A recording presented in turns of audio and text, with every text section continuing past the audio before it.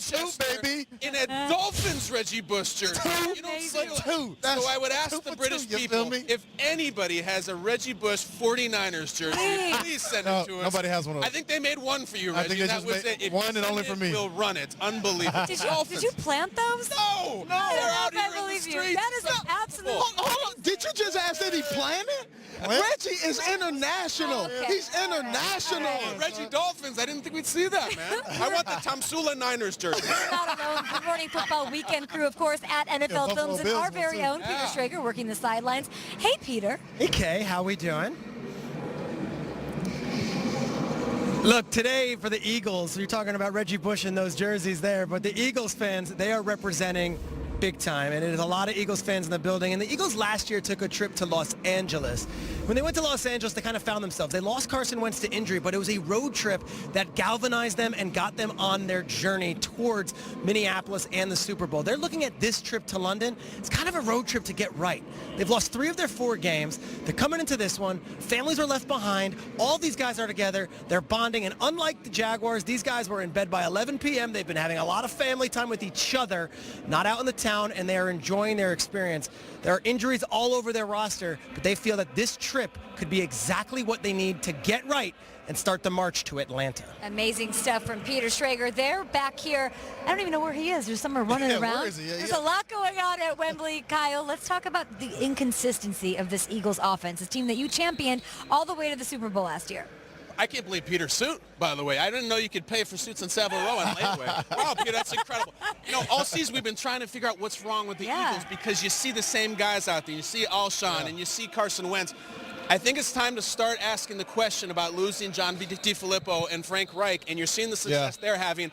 I am not going to be in the next Jason Kelsey speech about doubting Doug Peterson. The man has a statue, but at times the offense has looked like one. It's time for Doug Peterson to say, I'm not just my producers, I'm not my side band. I am the head coach, and I'll show you why.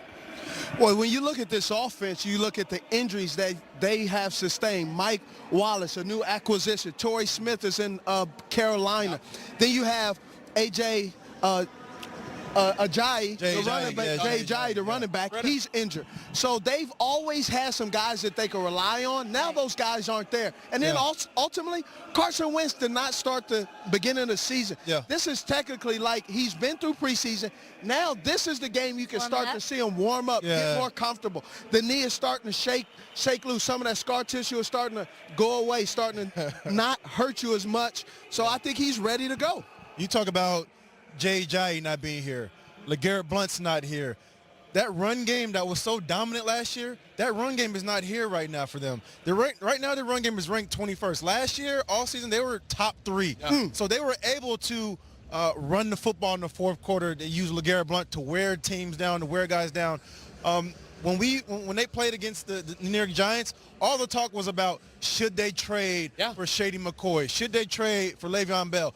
If I'm one of those running backs for Philadelphia Eagles, I'm going to take that personal and say, wait a minute, let me show you I can do this. I can't carry that load. I can't fill that void right now. And that's what they're missing right now is just a dominant run game. I believe in the sanctity of Super Bowl teams. It has to be a perfect mix of everything going on. Losing Reich, DiFilippo, losing Blount, losing Trey Burton, a red zone target. It's not the same team that it was last year, but the biggest thing that they're missing this year is that underdog character that led them, that they fed off of.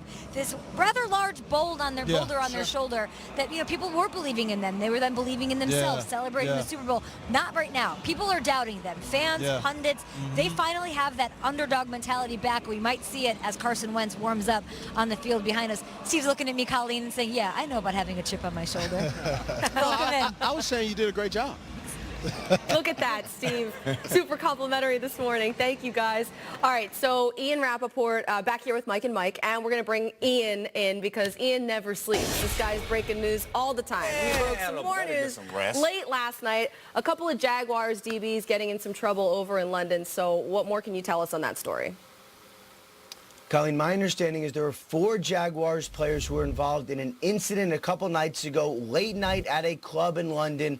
3 of those players were actually detained, taken to the police station, and then the matter is now resolved. And my understanding is these 4 players involved were Barry Church, the one player who was not arrested, Ronnie Harrison, Jared Wilson, and DJ Hayden. And the more I've dug into this, Colleen, the more it seems like a little bit of a misunderstanding. From what I'm told, the players were being sent some high-end liquor, some champagne to their table at the club. They thought they were receiving it for free. Instead, at the end of the night, they were hit with a massive bill, more than $30,000 in actual dollars. They did not want to pay it, and at that point, a disagreement occurred, and the players were taken in. The Jaguars have released a statement. Unclear at this point if discipline will affect today's game, but obviously we will be monitoring that going forward.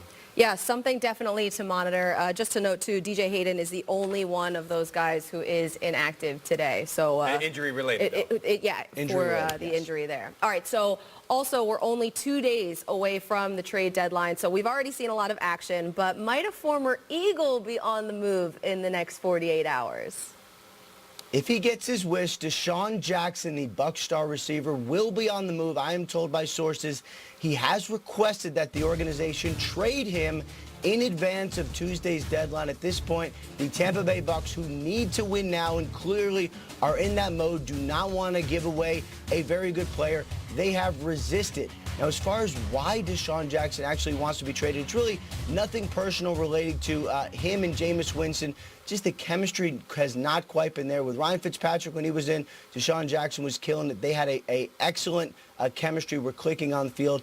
Has not been the same. We will see now if the Bucs continue to rebuff interest from other teams. You mentioned the Eagles. They do very much need a receiver.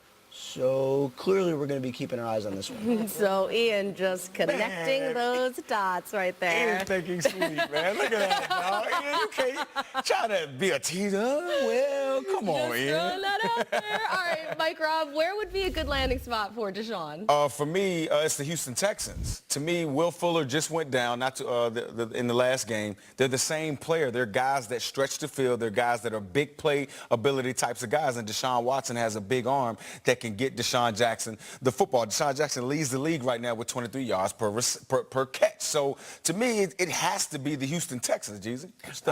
I'm with Ian. Hey. Of course y'all would be Look at you together. two. But just because I want to see it, just because it's fun, just because I'd like to see the reaction of the fans. It's funny, he was down there, Deshaun Jackson was playing in Philly, I believe it was 2 years ago when he had a big game down there. He had a long touchdown, and he said, it's funny to hear them booing me for so long, and now all of a sudden I'm coming up, I'm going to be a free agent pretty soon. And now they're cheering me, even though I'm making plays against their team. They would absolutely welcome him back.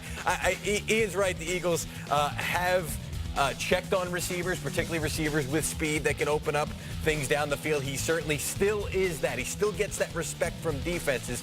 The problem is you'd have to take on the back half of the $11 million that he's owed this year. He's due to make $10 million next year, non-guaranteed, obviously. So maybe that would drive the compensation down a little bit. The Bucs have resisted, like Ian said, so there's really not a price set at this point. But I would think late round pick you're talking. How do you think he fits into that wide receiver room? In that room? I mean, they won a Super Bowl without a guy of that magnitude. I understand that, but this is a different team, and now you've got to make a decision for X. That's why I said the Eagles have at least checked on guys who You mentioned a guy yesterday who is now out of the mix, though, Jeremy Maclin. Was a guy that they had been keeping. Imagine if they brought both of those guys in. He's out for the year now because he's going to have a procedure. Not a surgery. It's been mentioned. It's a procedure. It's a PRP injection type thing. Anyway, he's off the board now. So trade targets potentially is the only way the Eagles are going to wind up going. So let's see. That'd be fun. I just want to see it. For you to trade for a back. I'm sure Eagles fans, though, too, they still have that 10 jersey in the closet. Like, just dust it off a little bit.